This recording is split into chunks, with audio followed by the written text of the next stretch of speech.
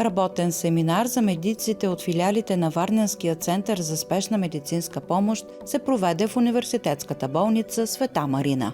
Медицински университет Варна и университетска болница Света Марина винаги са били радетели на едно от направленията в нашата ежедневна дейност след дипломното обучение.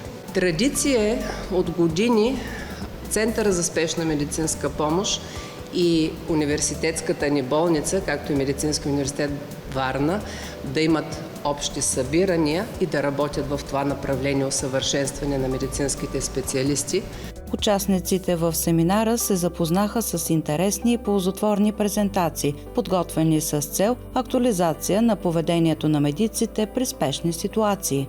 Много от нещата, които се правят в областта на спешната медицина, непрекъснато се променят. Получава се нова информация от световните проучвания, от световната практика и ние бихме искали да се запознаем и да дискутираме тези въпроси заедно с колегите от Центъра за спешна медицинска помощ, за да видим къде сме, какво още трябва да научим ние и те в дискусия и в практика. Подобни обучения са необходимо за надграждане на знанията и уменията на колегите от спешна помощ и въобще като цяло.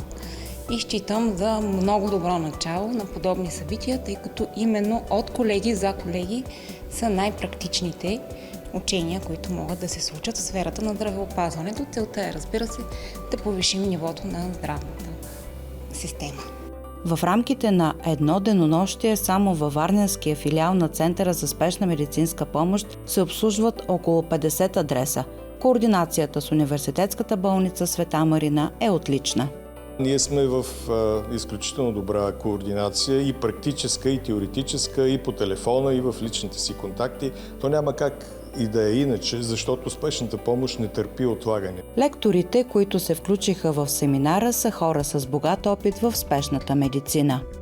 Фокусирали сме се този първи семинар върху най-честите заболявания, които са обект на спешни необходимости за поведение. Това са мозъчните и сърдечните съдови заболявания. Това са травмите, политравми, черепно-мозъчни травми, остър хирургичен корем, алергични реакции, интоксикации, давене и отдаване. Освен теория, имаше и практическо обучение. Практическите занимания извършихме в симулационния център на нашата болница и на университета, което е доста добър симулационен център. Разполага с множество възможности, манекени от висок клас.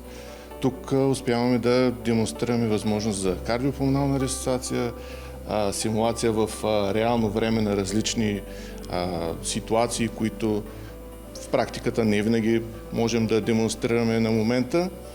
Тези симулатори ни позволяват адекватно и бързо да можем да пресъздадем много близки до реалните ситуации. Обучението продължи 2 дни.